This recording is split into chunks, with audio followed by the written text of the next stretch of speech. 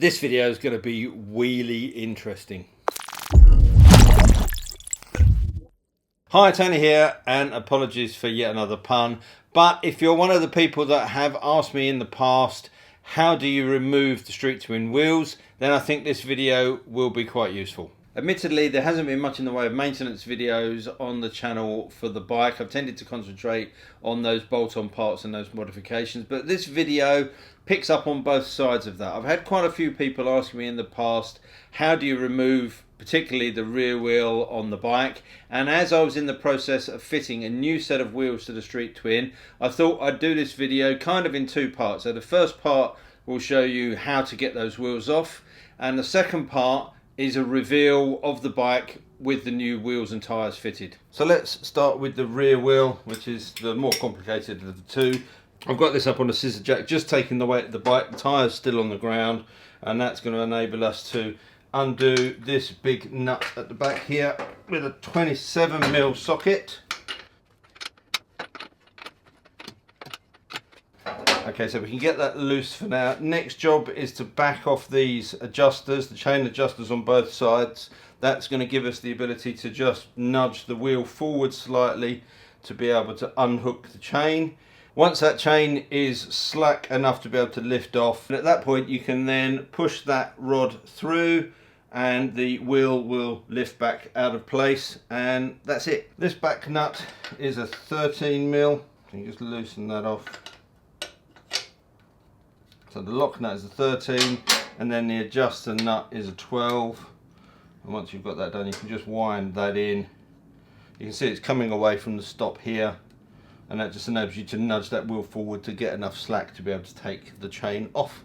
And obviously you need to do this on the other side. Before I start messing around taking this chain off, I'm going to put some gloves on. I'm not being a wuss, it's just that I need to operate that camera, and if I get greasy fingers and then touch that camera, I won't be happy.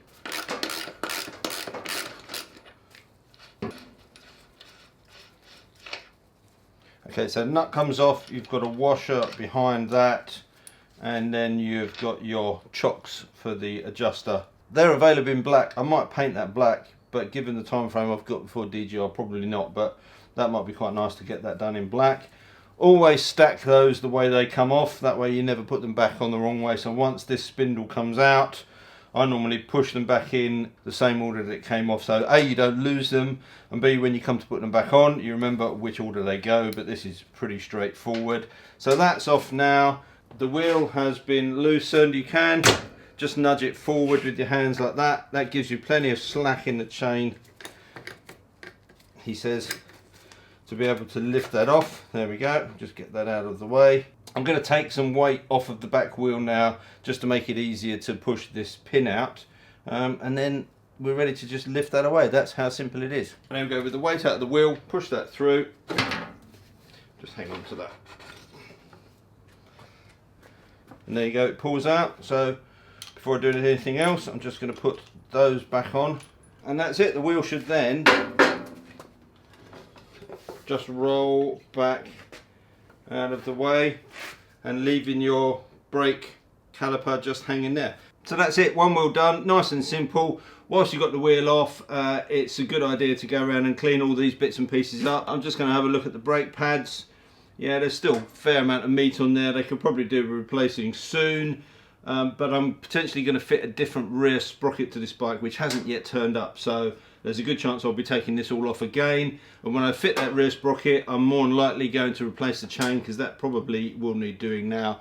And you might as well do the front sprocket while you're at that as well. So that's the rear. Let's have a look at the front, which is even less work. When it comes to the front end, very simple. You've got a 6mm pinch bolt at the front. Just loosen those off. You don't have to take those out, just loosen them off.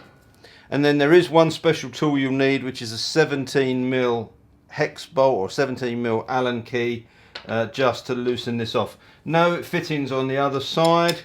Now this is torqued pretty tightly, and I'll put the torque settings on, but that is just a case of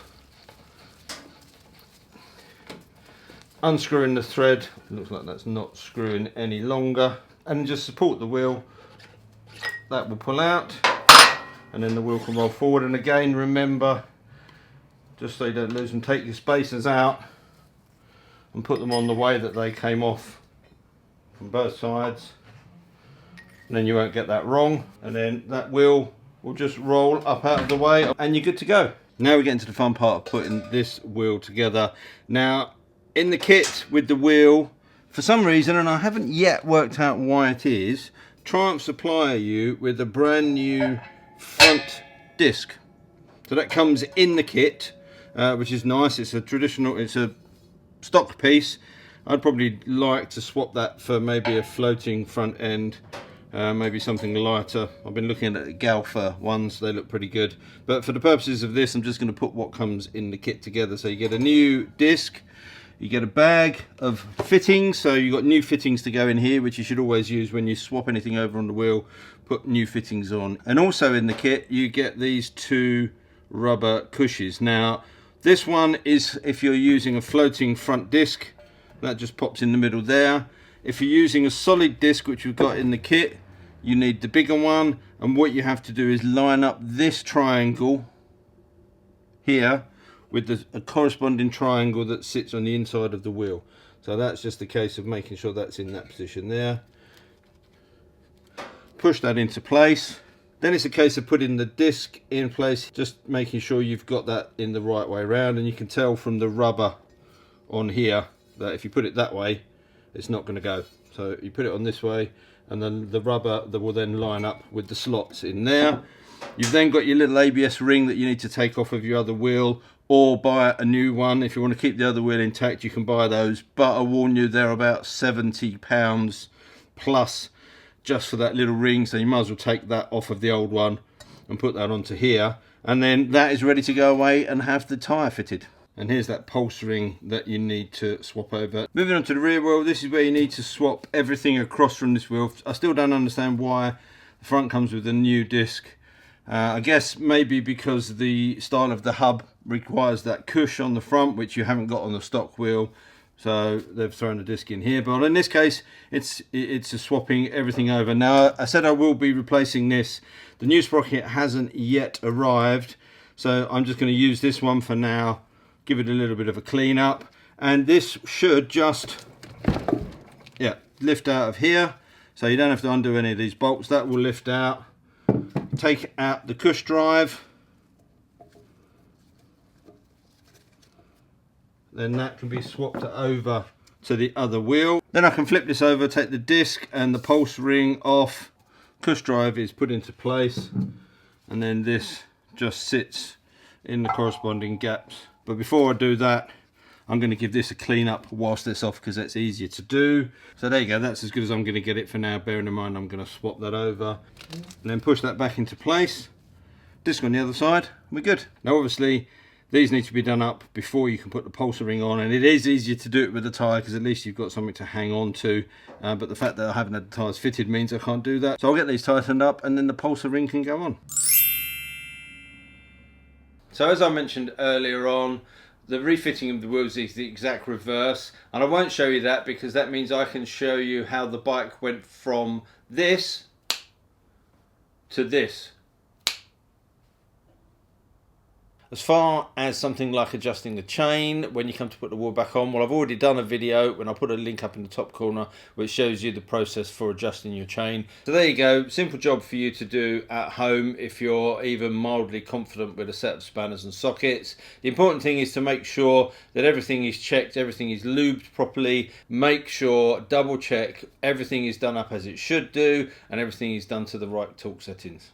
So there you go this week, 2 in 1, a little video showing you how to get the wheels off and a reveal of the bike with the new wire wheels on. I think it looks fantastic, and if you've got any comments or questions, you know where to put those. Obviously there's a change from going from the cast wheels with the road attack tyres to the wire wheels with the TKC 80 tyres, and that affects weight and handling. Now they look fantastic. The wire wheels are a little bit heavier, but not a great deal heavier, and there are some changes to obviously the way that these tyres perform, and I'll follow up with those in a separate video. But here's a clue. These TKC 80 tyres are pretty good on the road actually. Yes, they steer a little bit slower, yes they are a little bit noisier, But I've been out ragging this around the lanes on brand new fitted tyres. Admittedly, it's warm and dry, but it's been performing really well.